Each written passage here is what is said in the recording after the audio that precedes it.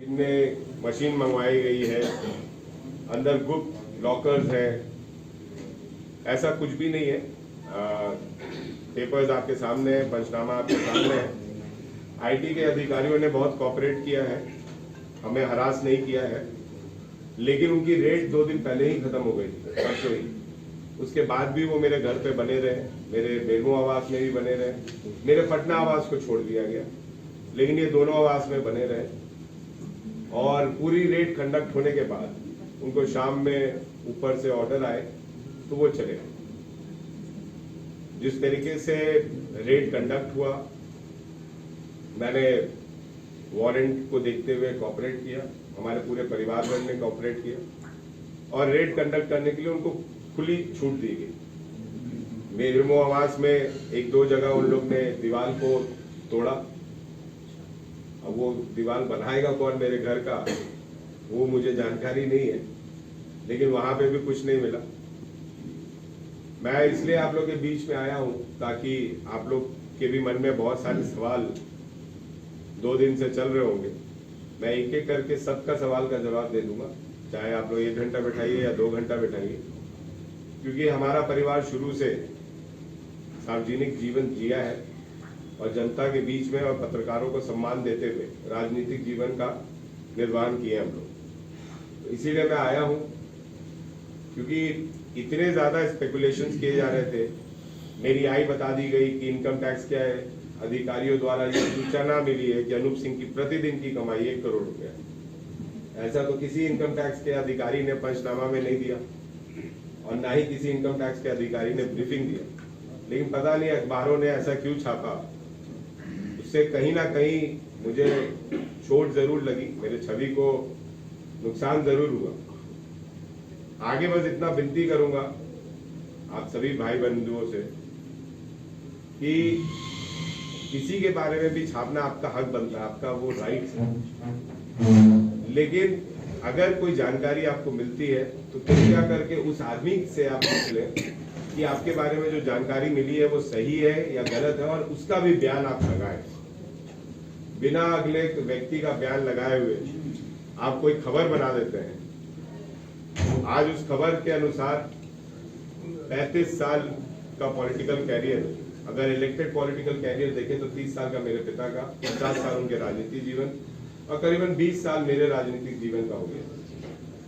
तो आज कहीं ना कहीं ठेस जरूर पहुंचा है कि नाम बनाने में बहुत दिन लग जाते हैं, लेकिन एक गलत खबर जो बहुत ज्यादा नुकसान, किसी की छवि को, किसी के परिवार को नुकसान दे सकते हैं। अगर मैं गलत हूं तो निश्चित तौर पर आपका राइट बनता है छापने का। अगर आपको प्रेस ब्रीफिंग मिलती है इनकम टैक्स के द्वारा या सेंट्रल एजेंसीज के द्वारा या जांच एजेंसीज के द्वारा तो राइट्स बनता है। लेकिन आज उस खबर से कहीं ना कहीं मेरी दोनों बेटियों को भी ठेस पहुंचा है। उनके भी स्कूलों में बातें हो रही हैं, वो आई तो उन्होंने बताया कि पापा ऐसा ऐसा बात मेरे दोस्त भी कर रहे हैं, हम स्कूल में क्या बोले क्या नहीं बोले। तो कहीं ना कहीं, और ऐसा कोई खबर ही नहीं था जिस हिसाब से छापा गया, और वो पुष्टि भी हो गई रेट के बाद। तो मैं बस आप लोग से विनती करूंगा कि अगले बार अगर किसी के बारे में भी आपको कुछ खबर मिले तो उस आदमी का बयान जरूर लें।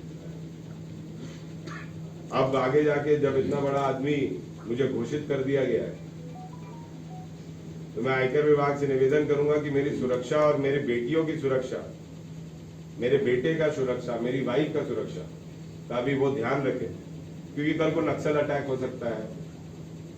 मेरे से माफिया लोग लेवी मांगने की धमकी दे सकते हैं, मारने की कोशिश कर सकते हैं।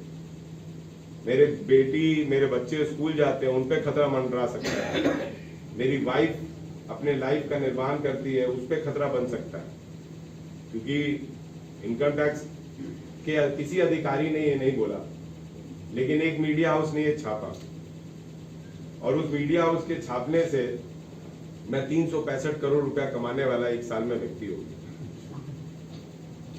अब मैं 365 करोड़ का व्यक्ति हूं तो निश्चित तौर पर मेरे ऊपर खतरा तो मंडराएगा, क्योंकि मैं नहीं समझता हूं कि मेरे से ज्यादा बड़ा बिजनेसमैन उस मीडिया हाउस के मुताबिक कोई आज के डेट में झारखंड में होगा। मेरी कमाई तो सबसे ज्यादा हो गई, महेंद्र सिंह धोनी से भी ज्यादा हो गई, तो इसलिए मैं समझता हूं कि ऐसे खबरों से हम लोग को बचना चाहिए। आप लोग यहाँ पे आए, आप लोग ने मुझे सुना, उसके लिए तहे दिल से धन्यवाद करता हूँ। और अगर आप लोग का क्वेश्चन कुछ है तो मैं एक एक करके आप लोग के क्वेश्चन का जवाब दूंगा। जब तक आखिरी व्यक्ति का जवाब नहीं दे देता मैं यहाँ से जाऊंगा।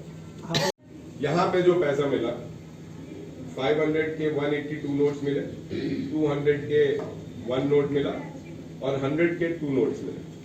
ये मेरे रांची आवास में जो पैसा मिला, जो कैश मिला, उसमें 91,400 रुपीज मेरे रांची आवास से उन्हें मिला, जिनका उन्होंने नोटिंग लिया, हमसे सिग्नेचर कराया और फिर पैसा हमारे को वापस देके चले गए।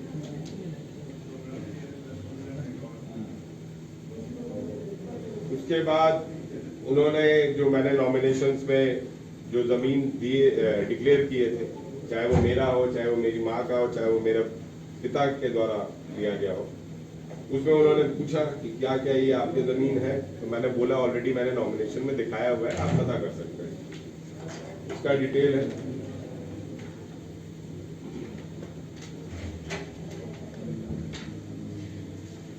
ये लॉकर का जो चाबी हम लोग ने दिया है उसका उन्होंने हमें रिसीविंग दिया है। मेरे घर में 6 पासपोर्ट मिले हैं, जिसमें मेरा पासपोर्ट है, मेरी वाइफ का है, मेरी 2 बेटी हैं, एक बेटा है और एक मेड, जो मेरे घर में बहुत पुरानी मेड है, उसका पासपोर्ट है। ज्वेलरी जो रांची स्थित आवास पर मिला, जिसका उन्होंने वैल्यूएशन लगाया, उसका डॉक्यूमेंटेशन यहाँ है।